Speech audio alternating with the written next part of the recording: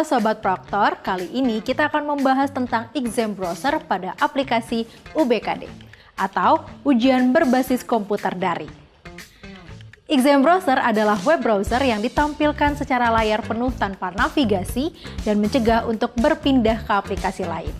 Untuk ujian berbasis komputer daring, Pusmenjar membuat aplikasi khusus exam browser untuk UBKD. Exam browser juga berfungsi untuk mencegah kecurangan peserta ujian dengan cara mengunci aplikasi komputer peserta agar tidak bisa mengakses ke aplikasi lain selama ujian berlangsung. Selain itu, exam browser berguna untuk memastikan klien yang sedang melakukan ujian adalah benar pengguna aplikasi resmi Pusmenjar, sehingga dapat meminimalisir akses ke laman ujian dari pihak yang tidak berkepentingan. Nah, sahabat Proktor, sebelum menjalankan exam browser, ada beberapa ketentuan atau spesifikasi minimal yang telah ditentukan oleh Pusmenjar, yaitu: pertama, minimal resolusi layar berukuran 1024 x 768. Kedua, operating system minimal Windows 7, Linux Ubuntu, Mac OS, Chrome OS. Ketiga, memiliki RAM minimal 2 GB. CPU minimal 4 core, memiliki webcam dan juga terkoneksi internet. Ketujuh, keyboard dan mouse atau trackpad yang berfungsi dengan baik. Nah, Sobat Proktor, untuk menjalankan exam browser ada beberapa langkah-langkah yang harus dijalankan, yaitu: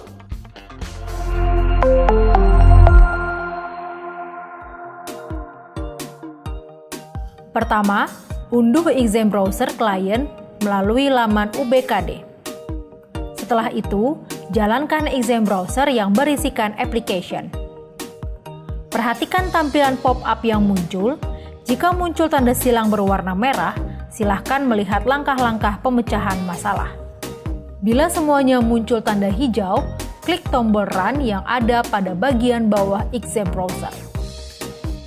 Sahabat Proktor, pastikan bahwa exam browser yang digunakan merupakan versi yang terbaru. Untuk kelancaran ujian, satu lokasi ujian harus menggunakan exam browser versi terbaru yang sama. Sahabat Proktor bisa mengetahui versi exam browser yang digunakan pada bagian bawah tampilan halaman login peserta.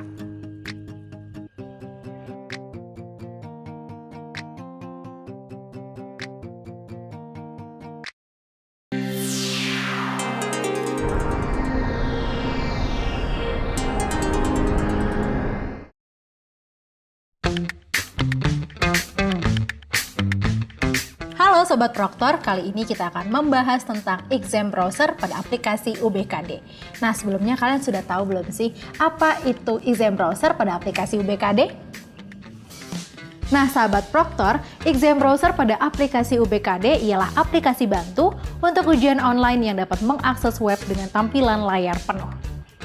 Pada kesempatan kali ini, kalian akan mengetahui penjelasan lengkap tentang apa itu aplikasi UBKD Pusmenjar. Apa saja sih yang terdapat di dalamnya? Yuk, simak penjelasannya.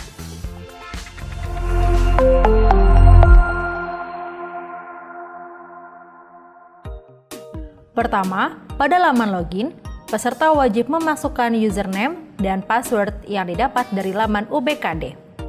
Pastikan username dan password yang dimasukkan sesuai. Jika muncul notifikasi reset peserta, silahkan melihat langkah-langkah penyelesaian masalah. Kedua, pada halaman konfirmasi data peserta, seluruh peserta yang telah masuk atau login harus membaca petunjuk umum pengerjaan soal terlebih dahulu. Kemudian, memasukkan nama, tanggal lahir, dan mengisi kode token. Jika token tidak valid, lihat langkah-langkah pemecahan masalah. Selanjutnya, peserta tes menekan tombol submit. Ketiga, pada laman konfirmasi tes, terdapat nama tes, status tes, waktu tes, dan alokasi waktu tes yang akan dikerjakan oleh peserta. Dalam tes UBKD, terdapat beberapa jenis soal, yaitu soal pilihan ganda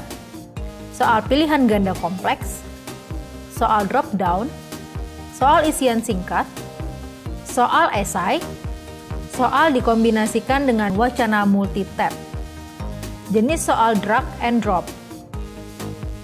terdapat beberapa tombol navigasi yang memiliki fungsi berbeda-beda. Nomor soal menandakan bahwa peserta ada di nomor tersebut. Informasi soal berfungsi untuk menjelaskan jenis soal dan cara menjawabnya.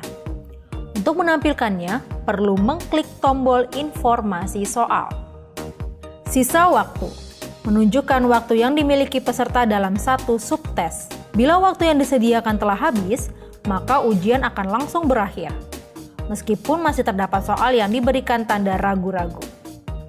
Daftar soal tombol ini untuk menampilkan seluruh soal. Peserta bisa pindah ke soal lain sesuai nomor soal yang dipilih. Pada daftar nomor soal terdapat 4 jenis warna, yaitu putih, berarti peserta belum menjawab soal tersebut. Biru, menandakan posisi peserta berada pada nomor soal tersebut. Hitam, menandakan siswa sudah mengisi jawaban tersebut. Khusus pilihan ganda, jawaban akan ditampilkan pada bulatan kecil di atas nomor soal. Kuning, menandakan bahwa peserta mencentang tombol ragu-ragu. Soal sebelumnya, tombol untuk pindah ke soal sebelumnya, sesuai urutan soal. Ragu-ragu, bila tidak yakin dengan jawaban yang diberikan, siswa bisa menggunakan tombol ini untuk memberi tanda pada soal tersebut. Soal selanjutnya, tombol untuk pindah ke soal berikutnya sesuai urutan soal. Selesai.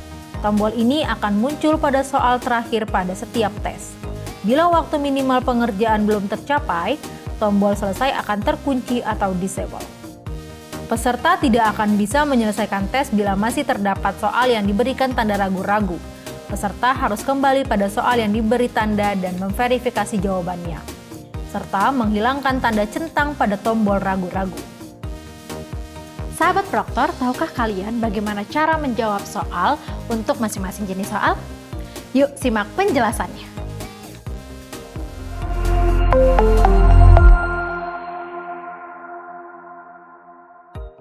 Jenis soal pilihan ganda.